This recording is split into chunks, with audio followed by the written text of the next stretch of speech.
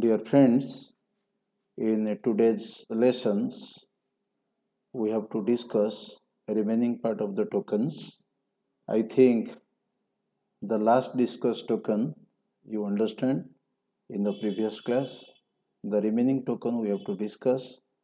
We have discussed the identifiers, operators, and other token. In this session, we have to discuss the remaining token. The fourth token is string. We know string is the set of characters and set of character is always present within the double quote.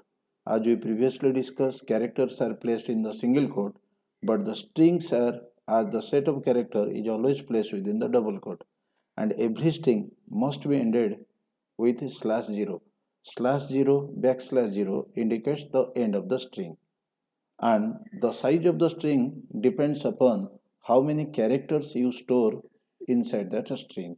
Suppose you store one character, it takes 1 byte. You store two character, it takes 2 byte. You store n character, it can carry n bytes. How the strings are represented and how the strings are represented in the memory. As car is the data type, x is the variable, 9 is its substitute value. 9 will represent the dimension. Now, if I store chocolate, then CHOCOLATE, the string as a chocolate as the set of character, it takes 9 byte of memory, and that chocolate ended with the string terminating character, that is a /0. Suppose I declare character x subscripted chocolate, which means that the compiler will perform the allocation of memory during the runtime. But when I declare x9, compiler will perform the allocation of the memory at the compilation time. Means x of 9 is static, x subscripted means no subscript value is given, acts as a dynamic one. Car x of 9, we can represent the character in this way. Within the curly bracket, each character can be represented within a single quote and ended with a /0. In this way, we can also represent the string, because as the string is the set of character. In this way, every character can be initialized as a single quote and ended with a /0. These are the different ways in which strings are represented in the memory, and we can store it. Then how it is represented in the memory? See, if this is array, ARR is the variable, as we should know in later part in array chapter we have to discuss. Array's first location is 0, last location is n-1. Means if array having the ability to store 10 element, if the first character is 0, last character is n-1, means 10-1 is 9. If array stores 5 character, if the first character is 0, the last character is 4. And whatever the value is stored in the memory, that is ended with a /0 as a string. Then here, suppose this is geek. Geek is the 4 character ended with a /0. Geek is the set of character. Like this, many. In this way, the memory maps are represented, and each cell as a 0, 1, 2 carries one character and internally represented in the form of ones and zeros. Then the next token to be discussed, that is special character. Remember, special character having some special meaning according to the environment. Just like parenthesis, parenthesis represent the functions representation, just like printf function, scanf function, and any user defined function when we have to declare, then parenthesis is important. Square bracket is basically used for array subscript, and the square bracket having the special meaning. Comma acts as a separator, and it has some special meaning, which is differentiating itself and represented as a function call in the calling module. The semicolon is used. Statement ending is used with a semicolon. The variable and the constant distinction is ended with a semicolon. Any printf or scanf value is ended with a semicolon. Hence, parenthesis, square bracket, comma having some special meaning, and they are termed as special character as the token. Then the curly bracket represent the block of code, whatever the logic we write in a function within the curly bracket.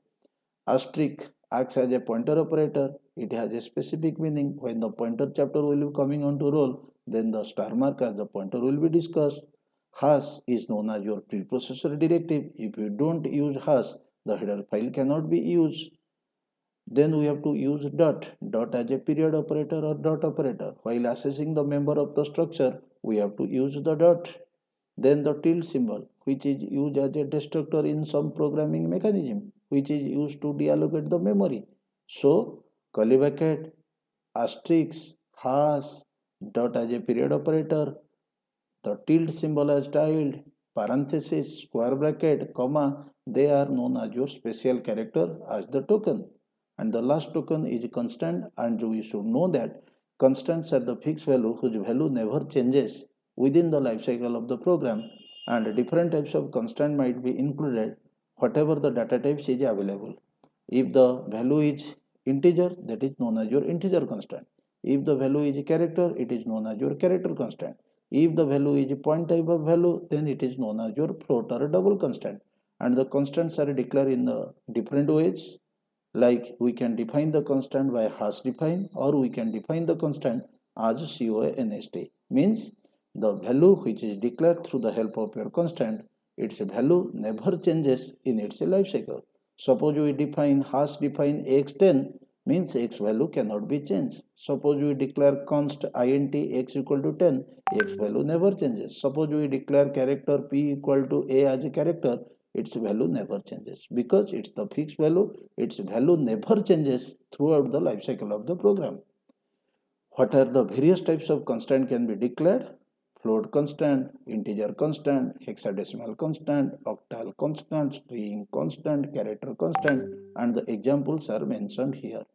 I think all the tokens we discussed in this class and the previous class you understand better, and I expect everybody understands. If you are having any doubts or the remark or any comment, kindly without any hesitation make the comment. We will be liking to solve your problem.